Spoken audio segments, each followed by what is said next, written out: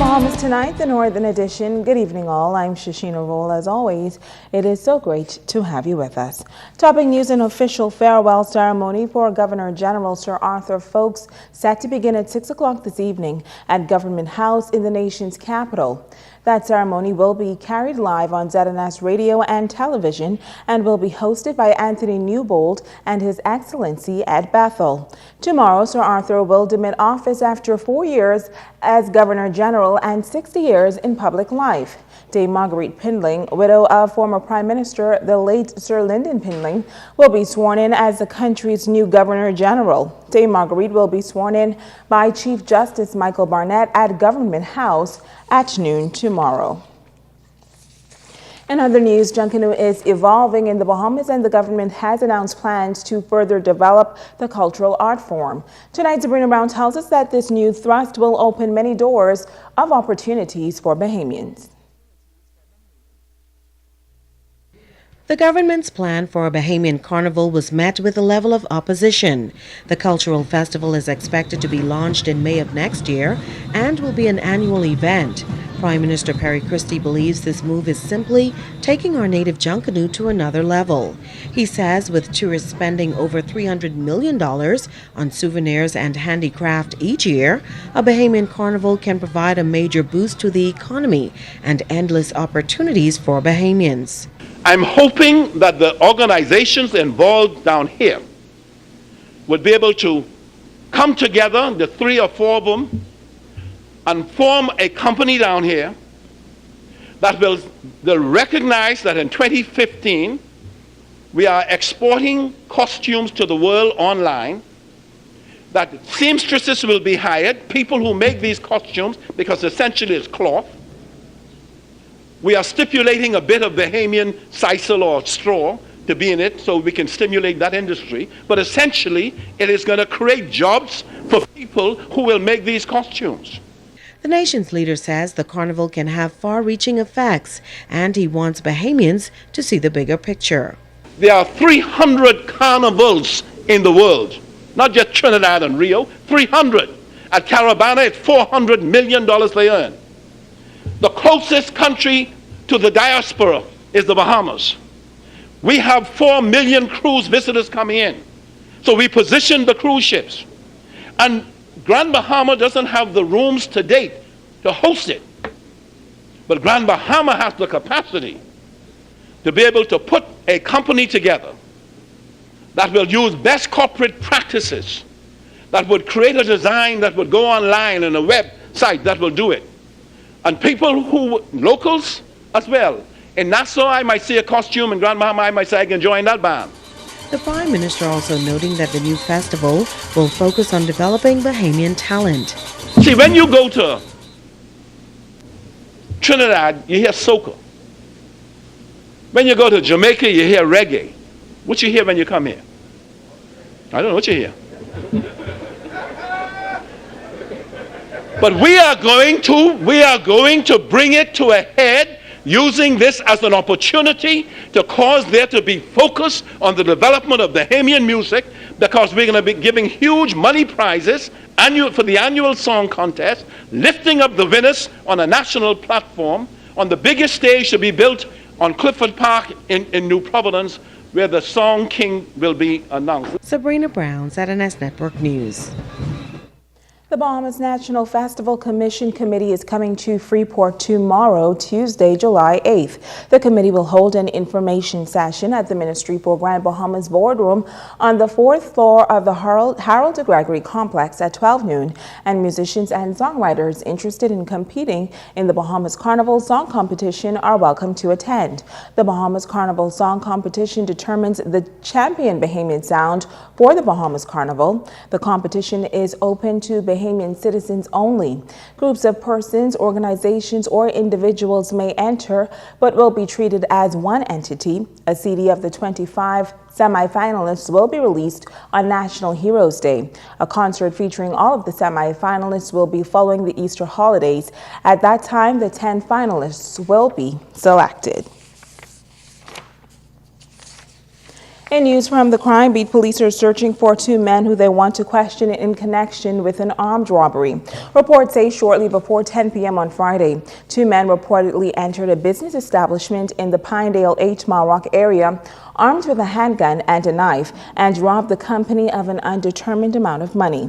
The men were described as wearing masks. The suspect brandishing the handgun is reportedly 5 feet 9 inches tall, average build, and was said to be wearing a long-sleeve white shirt and a camouflage pants with a dark covering over his face.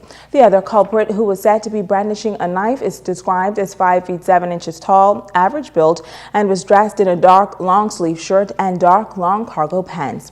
Now, they both fled on foot in the area. Police are appealing to anyone with any information that can assist them with this investigation to contact them on telephone numbers 911-919 or 348-3444 or 348-3445, 8 Mile Rock Division, or you can call the nearest police station. And the public is advised. And this note, the public is also advised that the telephone lines at the Gerald Bartlett Police Headquarters are temporarily out of order. Police officials say efforts are being made to have those telephone lines restored as soon as possible. And over on the island of Abaco, police and immigration officers arrested 34 illegal Haitian immigrants. Reports are that shortly after 12 noon on Sunday, police, along with immigration officials, received information that a white sailboat was seen in the area of Browns Bay, Dundastown, with suspected Haitian immigrants on board. Officers responded and were able to take into custody 15 males, 18 females, and 1 female child. Arrangements are being made to have the immigrants transported to New Providence. The matter is currently under investigation.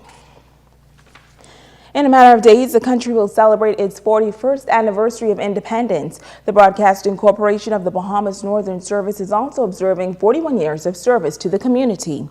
Yesterday, a special service was held to mark this milestone, and as Sabrina Brown reports, the Minister of National Security addressed the crime problem once again. The management and staff of the Broadcasting Corporation and members of the Public Hospitals Authority joining in the worship service at the Freeport Gospel Church Sunday morning. Minister of National Security with responsibility for the BCB, Dr. Bernard Nottage, was also in attendance. He used the opportunity to address the issue of violent crime, which he says appears to be on the increase in Grand Bahama, with some 9 murders recorded already for the year. The minister says this is unacceptable, but is going to take a concerted effort to combat this growing problem. But the people who are carrying out these crimes are us, or our children. And we've got to do something about it. So, whenever you have a problem like that in a country like ours, who you can blame? The minister.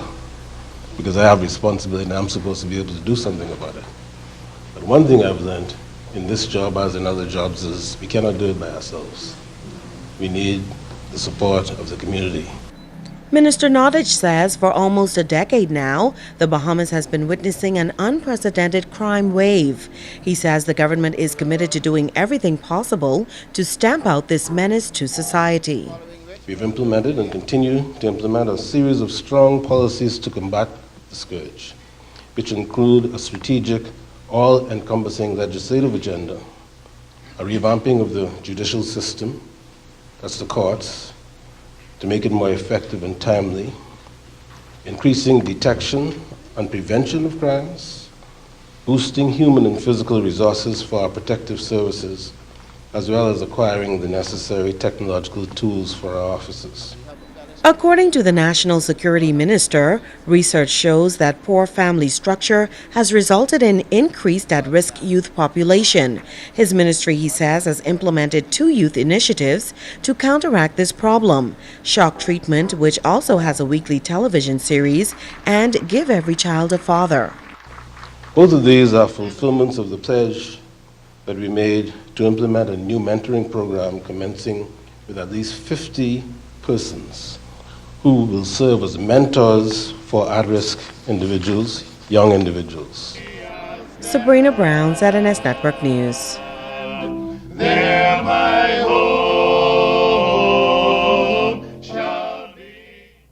Now, senior pastor at Freeport Gospel Chapel, Reverend Hartley Thompson, in a soul-stirring address, noted that there is no separation with God. He says people need to make sure and be made whole through Jesus Christ. The ethnicity is different. The politics is different. The religion is different. Maybe these are thoughts that course through the minds of the priests and the Levites. Or they may have said, we have to get to church to perform our ritual. After all, there is a law that says you are not supposed to bother with dead bodies or sick bodies. You're not to be contaminated with blood. But let me tell you something. Every one of us is contaminated by sin. The Bible says we were conceived in sin and shapen in iniquity. And only the blood of Jesus Christ can cleanse us from our sins and make us pure and holy. Only Jesus can regenerate the heart. That is what people need today. Stay with us. There's more news right after this. Bringing news that matters to you. You're watching the Bahamas Tonight Northern Edition. Welcome back. Some familiar faces have returned to head the Customs and Immigration Allied Workers Union. Elections were held throughout the country last Friday. Sloan Smith is the new president. He was elected unopposed. Alma Wims is vice president. Cordero Edgecombe is the executive vice president. Darren Brooks will serve as Northern Region vice president. Rudy Stubbs, Northern Region trustee. Thea Moss and Shaquay Glinton are trustees. Alexandra Seymour is the treasurer. Anya Nixon, assistant secretary, and Ursula Oliver, secretary general. Switching gears now, this coming Thursday, the Bahamas will celebrate 41 years as an independent nation. More than 4 decades ago, the Union Jack was lowered and the Bahamian flag hoisted, marking the birth of a new nation. Tonight in this Independence Special, we will meet a young man who has another national symbol on display, but in a very unique way.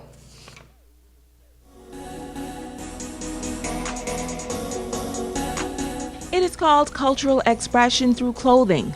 Creative director of Bahari, Morgan Fernandez, says he always wanted to create a clothing line that showcased things Bahamian. Last year I happened to make some independence t-shirts for my job, my secular profession, and the response was extremely overwhelming. So I decided to take the opportunity and try to create some independence t-shirts as a prelude to the brand launch, and we ended up doing it, and the response has been fantastic so far. As he prepares to launch the official Bahari line in September, he says he decided to create independence t-shirts for the upcoming holiday. But they're not just your regular t-shirts. It's all about being fashion forward and celebrating Bahamian independence in style. A lot of the independence shirts that we've seen so far are pretty much wholesale shirts, already made, and somebody would create a design or create artwork and then send it over to some printers to get printed. But what we wanted to do was take a different approach. We were involved in the entire process of the shirt manufacturing, from getting the fabrics to the Pantone colors to the metal emblems on the back. The shirt was manufactured. It wasn't really just a screen printed independent shirt that we got and decided to sell. Young, trendy, and hip, he says the Bahari Independence t-shirts are for everyone, adding that what makes them even more unique is the special design. I definitely wanted to do an all-over printing style design. The coat of arms is, as opposed to just using the flag, which is what most people typically use. I wanted to use the coat of arms. I didn't see that used a lot, and especially in a massive way. So we decided to just pretty much emblazon it all over the shirt, and that's really how we came up with the design. He explains the idea behind the name Bahari. I was looking online and I came across a Taino or Lucayan Indian dictionary, and it had the word Bahari, B-A-J-A-R-I, and it meant a title of high respect and distinction. And as soon as I saw it, I know that was it. It had a good fit. I loved the meaning, and it just rolled off the tongue. So I just changed over the B-A-J to B-A-H, and that's how Bahari came about. Shashina Roll, ZNS Network. Now, if you are interested in purchasing any of the shirts, you can go to shopbahari.com or visit Lavish Beauty Bar at the Circle Mall. Bahamian chef Tim Tibbetts of Flying Fish Restaurant in Freeport getting an opportunity of a lifetime. Tibbetts has been asked to join celebrity chef Anthony Lamas for Chef Lamas' sustainable seafood event at the legendary James Barrett House in New York City on July 10th, Bahamian Independence Day. Tibbetts calls it a good opportunity to promote this destination. He is quite a year so far. Earlier this year, he was named one of the top 25 chefs on the Caribbean by Caribbean Journal magazine, and just this week, Flying Fish became the first restaurant in Grand Bahamas history to earn a 4-diamond rating from AAA. Now, more than 30,000 restaurants are rated by AAA annually in North America and the Caribbean, and less than 2.5% earn the 4-diamond rating.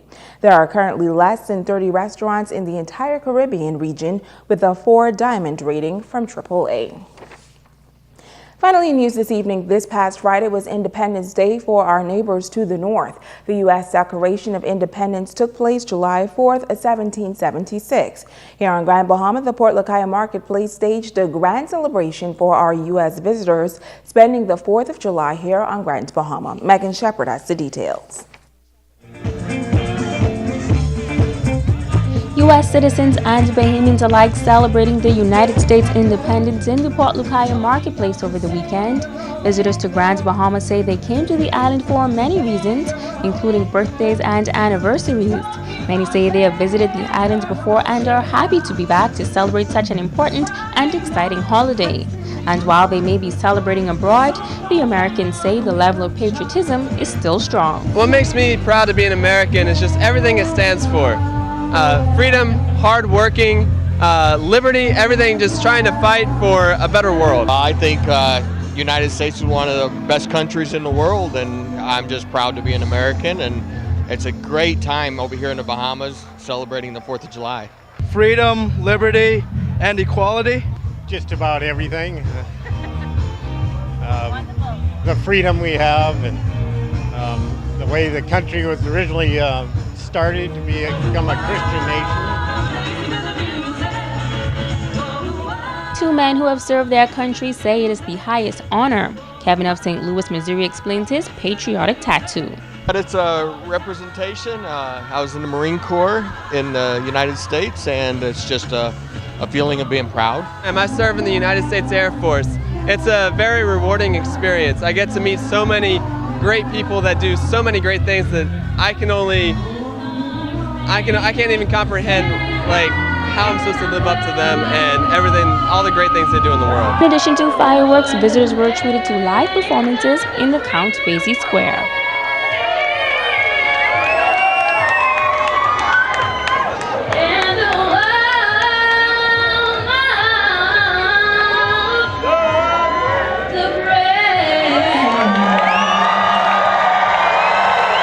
Megan Shepard, ZNS Network News.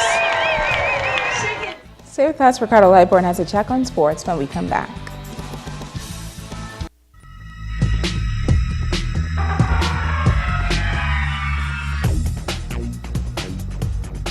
Hey everybody, welcome to Sports and Ricardo Lightborn. Sports are dedicated to folks at the Freeport Gospel Chapel. Thank you for taking Sheena into the fold. Need that. Bahamas national team, that's basketball, is back home from the Caribbean Basketball Championship, folks. We are celebrating North and South because of a big win. Congratulations is in order to the Bahamas men's basketball team winning the Caribbean Basketball Championship tournament by defeating Cuba 75-64. Marvin Cool Cat Gray and Alonzo C.J. Hines, both with 22 points in this ball game. Magna Roll had 12 points and 9 boards. Bahamas Basketball Federation President Charlie Rubens was in the bleachers and elated. I'd just like to thank the coaches who've done a fine job. Larry Stacy, Bonds, Mario Green, and Rodney Wilson. Those guys put the team together and they did a fantastic job down there. We had one problem, and that problem was Anguilla. And I think that they shot so well. If you watch that game, after the game we went and see they shot 78%. I think they missed about three three-pointers. And that was the only problem we had in that. When teams shoot that well, you can't stop them. But I thought the team did well on a whole. You can't mention or single out any in particular one. You know, every night there's somebody else that played well. Assistant coach Rodney Crippy Wilson said the team meshed well and it showed with the title. Short time that we had a short time to do a lot of it. So after going down there and finding that Michael couldn't go one of our best shooter, so we had to make the adjustments, and Hines came in and stepped right in and did what we needed him to do. So I tip my hat to Marvin Gray and CJ Hines. They played way up above their capabilities.